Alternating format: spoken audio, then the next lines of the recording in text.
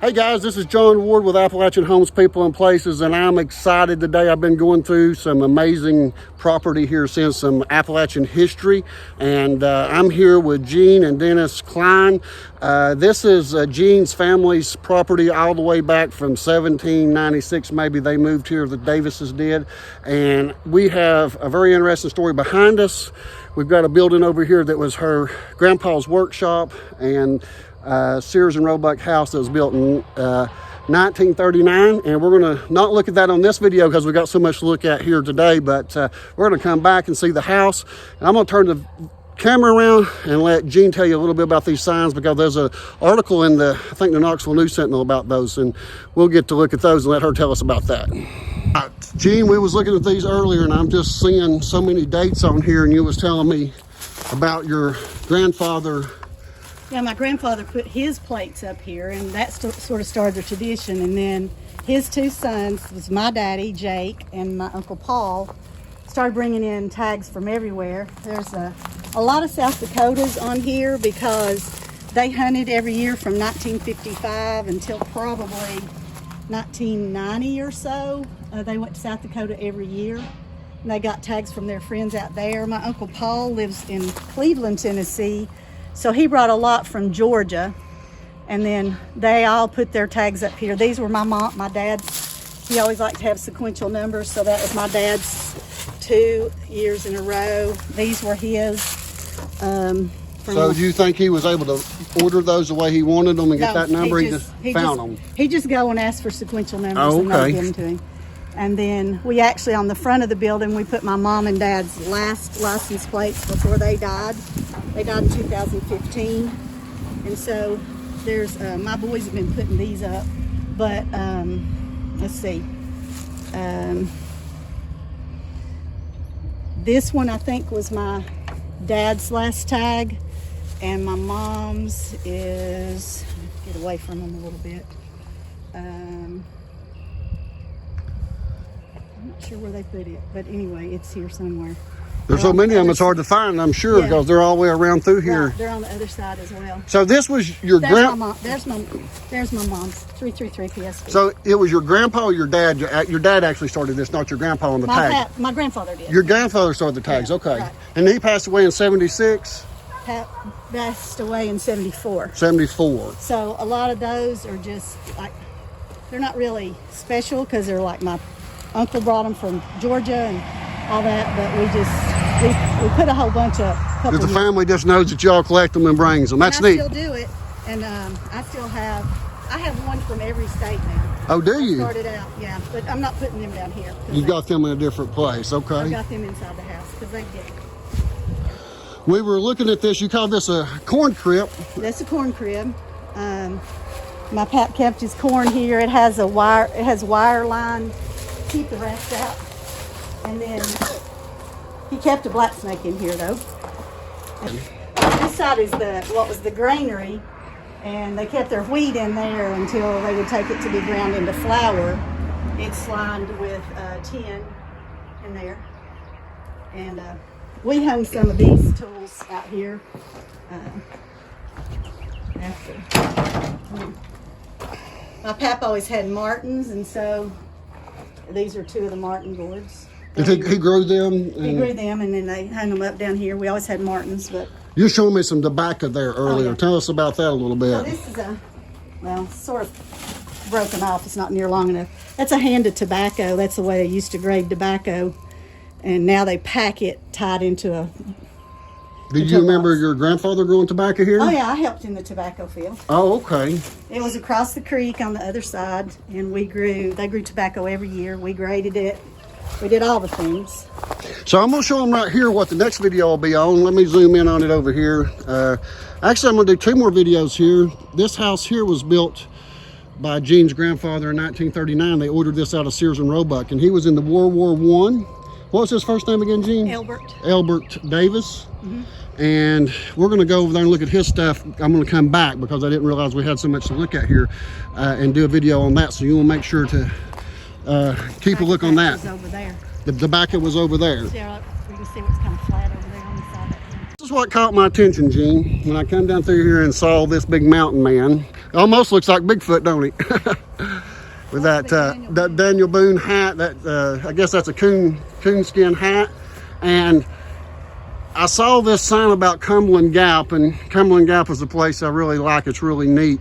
And tell us a story about how your dad got this, right? Right. So when they were building the tunnel, they were going to tear this billboard down, and my dad and his friend were driving down through there, and they just stopped and said, you know, what are you going to do with this? And they were going to burn it. And so, of course, my dad, being the ever depression baby that he was like, can I have it?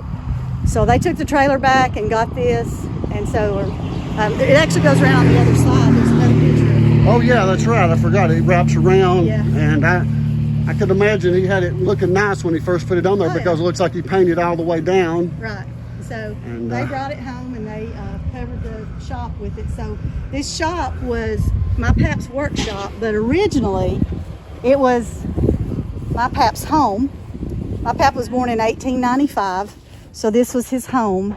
And but my dad, this house was probably built, I'm guessing, my pap was born in 1895, so I'm guessing it was probably built in 1893 or so ish. Don't hold me on that. Had a cistern right here for water. And I'm going to send you a picture of the smokehouse that was behind that with all three, okay. Three of them in that picture. It was right here to the right.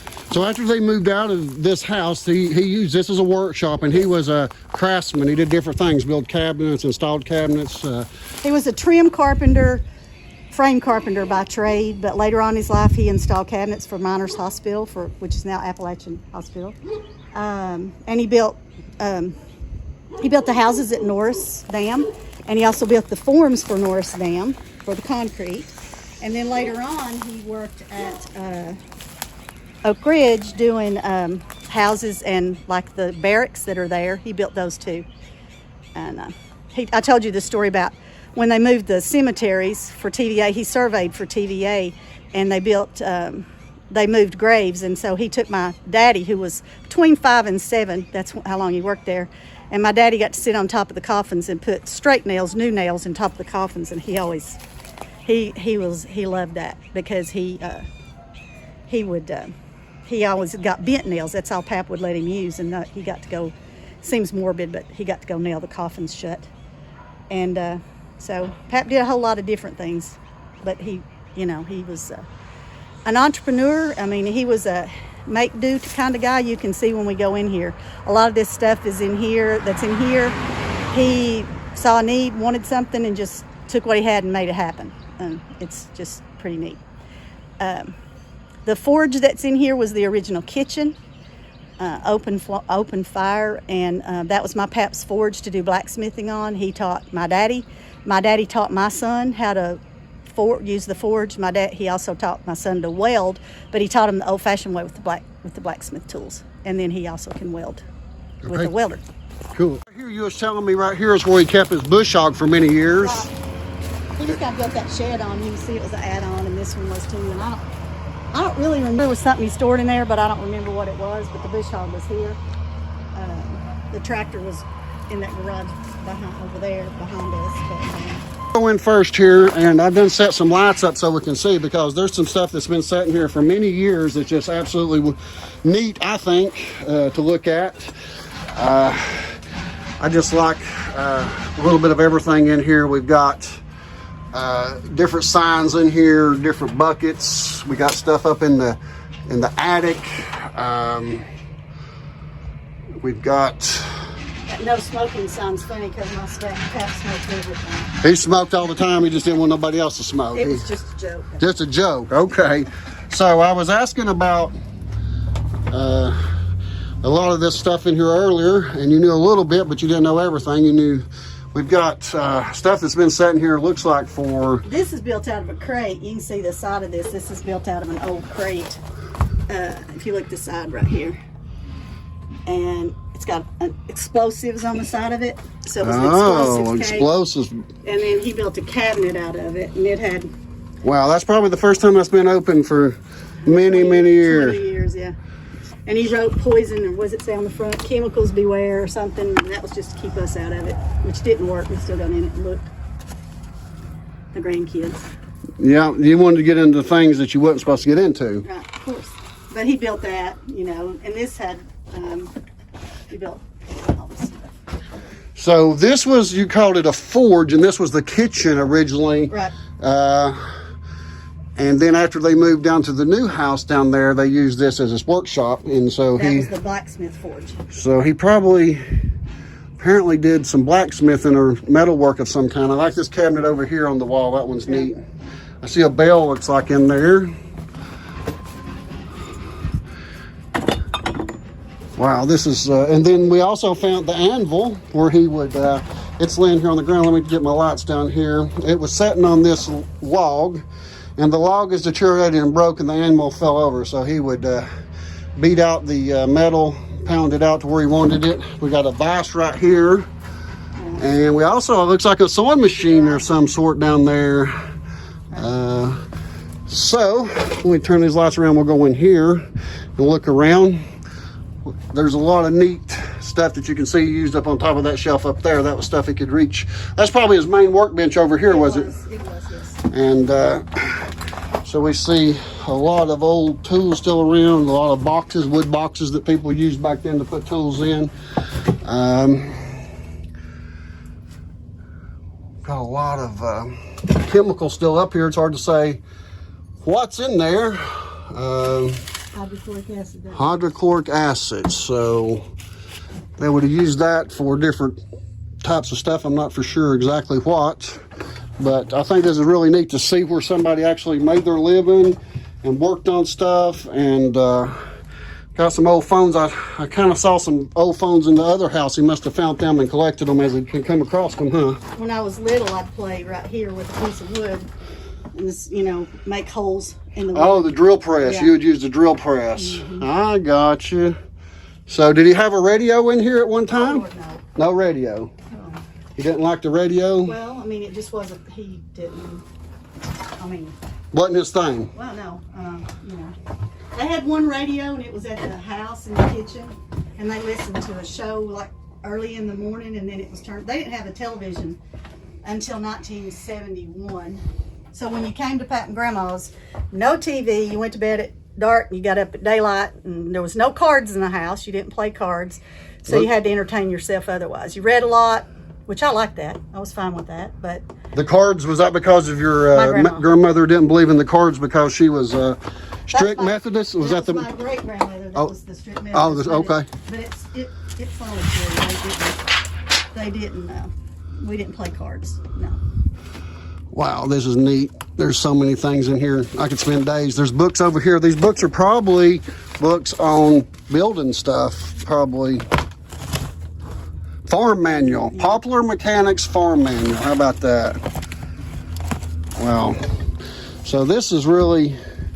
See, that my daddy was a VOAG teacher by trade. Before he started working for Farmer's Home, he was an agriculture teacher, so that's probably some of his stuff. From what? Oh. 50, he quit teaching in 51 or 2, sure. So, Scotch tape. Wow, so we got those. Do you think they use this stove here, this heating stove? Pap used that.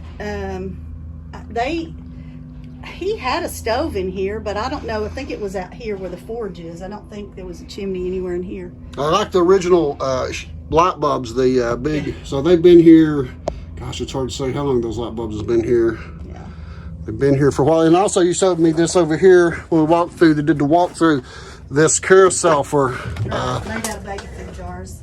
Yeah, still turns, still got screws in it. How about that? I think, is that not a fluorescent light right there in front of you? I think later, like that was in the 60s, they put this fluorescent light in for him. Uh-huh. So you can see a little bit better, but... You can see better. He had trifocals because where he nailed and had to look up this way, he had the bifocal at the top and the bottom. So, you know, he used that a lot.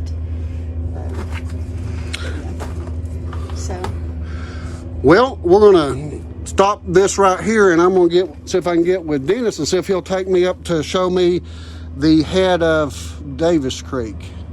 So All right, guys, we're going to close this video out, but I'm going to get Dennis to take me, if you got time, to show me the head of Davis Creek. You got time? Yeah, we got time. Then I'm going to come back and film it. I'm not going to film it today, I just want you to show it to me. Because those people that live in Powell Valley area know of Davis Creek because it runs all the way down the valley. So I think it's just cool that the origin of it is right up here above their property. And we're going to go look at that. And there'll be another video coming up. There'll be another video on the house across the street. And I just want to say thanks to the Kleins, Gene and Dennis, for letting me come and go through their property and see all the amazing things. It's just been like Christmas or going to Disney World for me to see all this Appalachian history and culture. And this sign, I'm sure, is something that many people wanted to know how it ended up here, and they'll know how it ended up here and why in Cumberland Gap, and is historical place too. And to find this sign down here, I thought it was a sign advertising to go to Cumberland Gap on this back road when I first saw it, and so that's why I had to stop and inquire. And I'm so thankful to get to come this evening, and I'll be back, and we'll see you all next time.